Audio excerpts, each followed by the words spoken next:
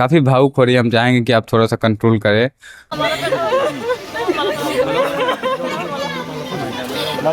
मूर्ति का स्थापना हो रहा था वहाँ पर, काफ़ी ज़्यादा भावुक हो गई।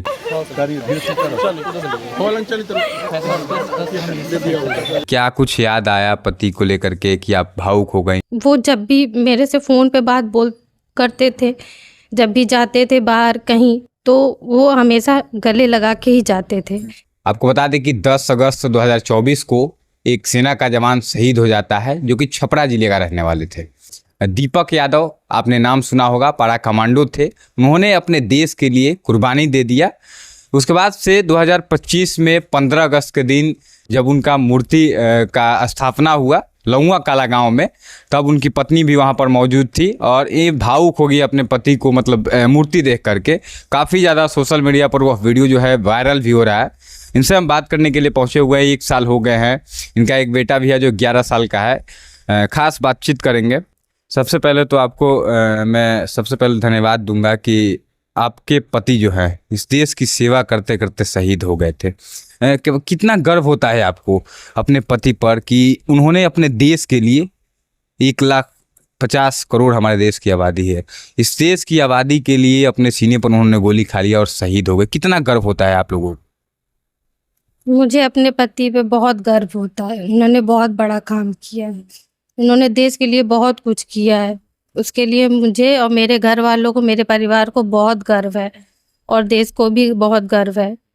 अच्छा, जब शहीद हो गए थे आप लोगों को खबर मिली, उस समय तो मैंने कवरेज किया था, आया था आपके घर पे, काफ़ी ज़्यादा आप रो रही थी। कैसे पता चला था, पहली बार किसका कॉल आया था आप लोगों के पास, पता चला कि आपके पति शहीद हो गए हैं? जो लड़ाई लगा हुआ था भारत पाकिस्तान का, उसमें शहीद हो गए थे, तो कैसे पता चला था आप लोगों को कि शहीद हुए? हम हिमाचल में SF क्वार्टर है, उधर आर्मी क्वार्टर है, तो वहाँ हम 9-10 साल से रहते हैं वहाँ। तो उधर जैसे कि जनवरी में जो मेरे हस्बैंड हैं वो टीम के साथ जा रखे थे, उनकी टीम जा रखी थी जम्मू कश्मीर। और जब ये शहादत हुई तो जो हमारे ये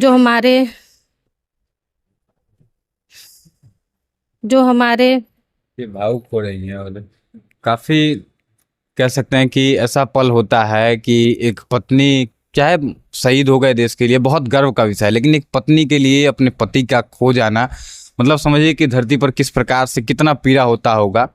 काफ़ी भावुक हो रही है, हम चाहेंगे कि आप थोड़ा सा कंट्रोल करें। कल का आपका एक वीडियो काफ़ी ज़्यादा वायरल हो रहा है सोशल मीडिया पे, भावुक हो गई आप जब मूर्ति का स्थापना हो रहा था वहाँ पर, काफ़ी ज़्यादा भावुक हो गई। क्या कुछ याद आया पति को लेकर के कि आप भावुक हो गई? और काफ़ी ज़्यादा सोशल मीडिया पर वो वीडियो वायरल भी आपका हो रहा है।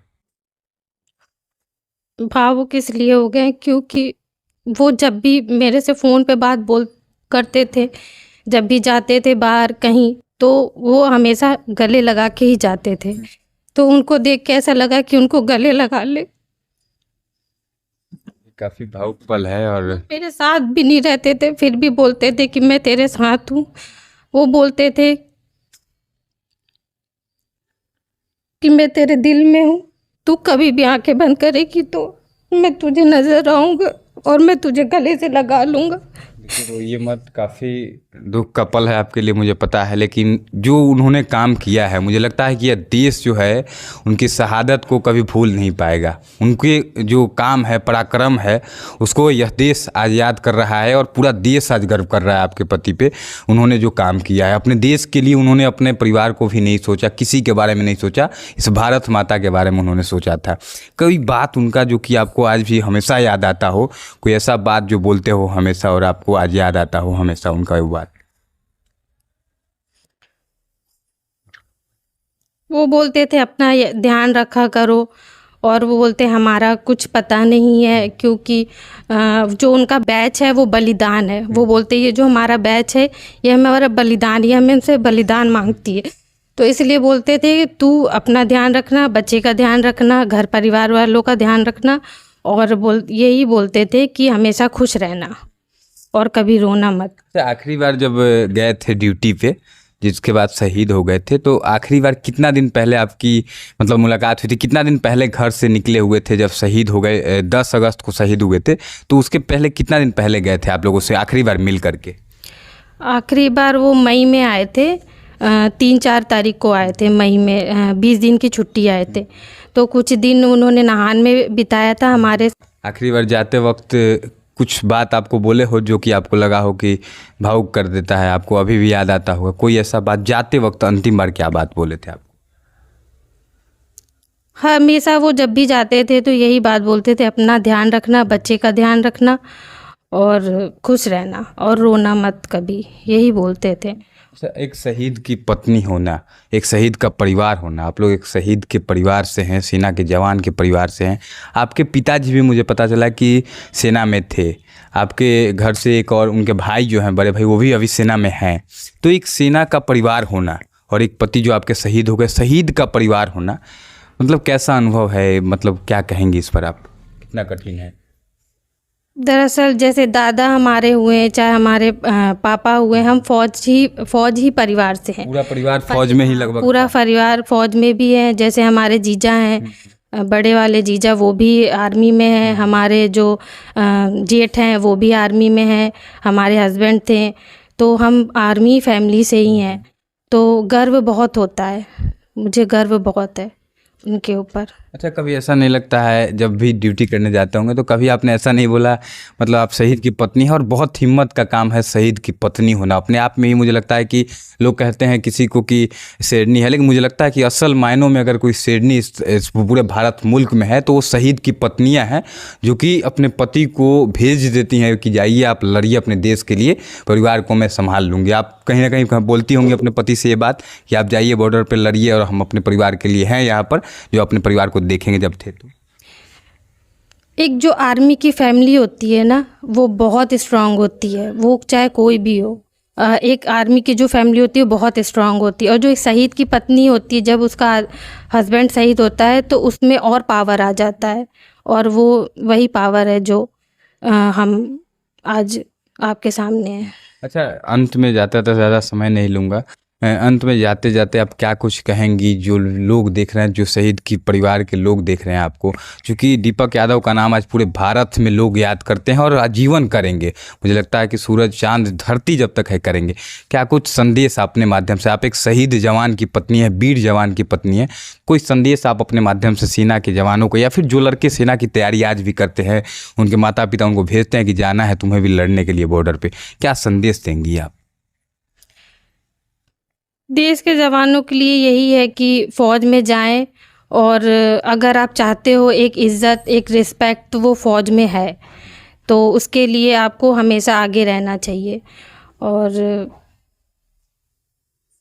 और जो हमारे जो शहीद है, फैमिली है, परिवार है, उनको एक रिस्पेक्ट देना चाहिए।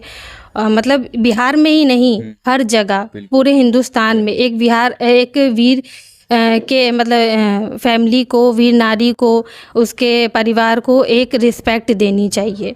और वो कहीं भी हो, उनके लिए हर इंसान को आगे खड़े होना चाहिए, उनकी इज़्ज़त, रिस्पेक्ट। और तो उनका एक बेटा है, आप दीपक कुमार यादव के एक पुत्र है, 11 साल इनकी उम्र है। इनको क्या बनाना चाहते हैं? क्योंकि इनके पिता शहीद हैं और शहीद रहेंगे आजीवन। इनको आप क्या बनाना चाहती हैं, उनके पुत्र को, अपने बेटे को?